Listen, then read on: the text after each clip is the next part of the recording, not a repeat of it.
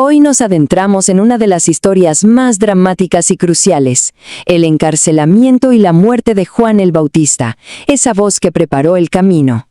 Juan el Bautista fue la voz que anunció una nueva era, el heraldo del reino de Cristo. Y bueno, así como fue el primero en proclamarlo, también fue el primero en sufrir la violenta reacción que este nuevo reino provocaría. Pensemos un momento en el contraste de los espacios abiertos del desierto, con miles de personas cautivadas por su voz, a quedar confinado entre los fríos muros de una mazmorra en la fortaleza de Herodes Antipas. Vaya cambio, un golpe brutal para un hombre de acción como él. A ver, ¿cómo se llegó a esto? El conflicto se desató porque el ministerio de Juan se desarrollaba justo en el territorio de Herodes, y el profeta, pues no era de los que se callan, denunció de frente su unión con Herodías, la esposa de su hermano. Esto colocó a Herodes, un hombre bastante débil, en una posición imposible. Se debatía entre el temor a la verdad de Juan, a quien en el fondo consideraba un hombre santo, y el miedo a la influencia de Herodías. Ella, herida en su orgullo, lo manipuló hasta que logró que lo encerraran. Pero miren, una cosa es la lucha externa, las cadenas, y otra muy distinta es la batalla interna. La verdadera guerra para Juan no se libró con guardias, sino en su propia mente. El silencio de la prisión se convirtió en el mayor desafío para su fe. Su vida entera había sido de labor constante, de un propósito claro, y ahora, de repente, nada. La inactividad forzada, la incertidumbre de la cárcel empezaron a pesarle muchísimo. Semana tras semana sin ningún cambio, el desaliento comenzó a filtrarse y con él, la duda. Esta pregunta se volvió el centro de su tormento. A ver, si Jesús era realmente el Mesías, ¿por qué permitía que su precursor, el que preparó el camino, se consumiera en una prisión? Para la lógica humana, simplemente no tenía sentido. Y aquí está el meollo de su confusión. Juan, como muchos en su tiempo, esperaba un Mesías de poder, de juicio, un líder que iba a derribar tronos y limpiar la maldad con fuego. Pero lo que veía en Jesús era radicalmente distinto. Un Mesías que sanaba, que enseñaba a los pobres, que actuaba con misericordia. La realidad sencillamente no encajaba con su expectativa. Y en la oscuridad de su celda, la pregunta final, la que más duele, atormentaba su espíritu. ¿Habrá sido todo en vano? ¿Mi propósito, mi vida entera entregada a esta misión, fue para nada? Pero Juan no se rindió a la duda. En lo que fue un último acto de fe, buscó la respuesta en la fuente. Envió a sus discípulos con una pregunta directa para Jesús, esperando una palabra que reafirmara todo. ¿Eres tú aquel que había de venir o esperaremos a otro? Así de cruda, así de directa es la pregunta que sus discípulos le llevaron a Jesús. Refleja la profundidad de la incertidumbre de un hombre que lo había apostado absolutamente todo.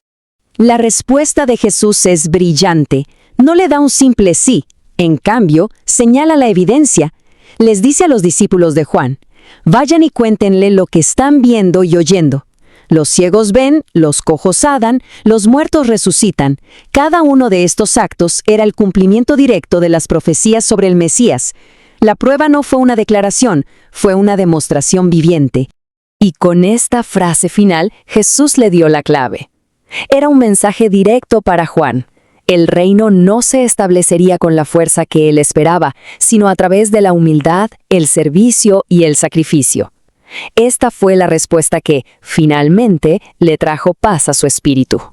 Y ahora, la historia da un giro violento. Dejamos la celda del profeta y nos adentramos de lleno en la atmósfera decadente y peligrosa de la corte de Herodes, justo durante la celebración de su cumpleaños. En medio de un banquete lleno de excesos, Herodías envía a su hija Salomé a bailar. Su belleza cautivó al rey y a sus invitados, quienes, ya embriagados por el vino, perdieron el juicio. En ese momento, la razón estaba destronada. Solo dominaba la pasión.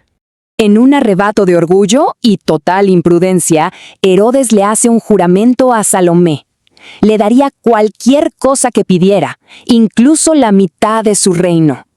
Una promesa imposible de romper sin perder el honor frente a todos los grandes de su corte. Y así, un juramento imprudente se convirtió en el arma perfecta. Herodías vio la oportunidad que tanto había esperado para ejecutar su venganza, usando a su propia hija como el instrumento para lograrlo. Fue una terrible cadena de acontecimientos. Cada paso llevó, sin remedio, al siguiente. El baile de Salomé provocó el juramento de Herodes. El juramento abrió la puerta a la venganza de Herodías. Y la venganza se materializó en la terrible petición de Salomé, una tragedia en 4 actos. Y entonces llega la petición, fría y brutal. Quiero que ahora mismo me des en un trinchero la cabeza de Juan el Bautista. No pide riquezas ni poder. Pide la cabeza de un hombre en una bandeja. La sed de venganza de su madre, hecha explícita en la voz de su hija. La fiesta ruidosa se detuvo en seco. Silencio total. El rey quedó horrorizado. Incluso los invitados, borrachos y todo, se sintieron consternados. Pero nadie dijo nada. Ninguna voz se alzó para salvar la vida de un hombre inocente. Su silencio fue una sentencia de muerte. Pero la muerte de Juan no fue el final de su historia.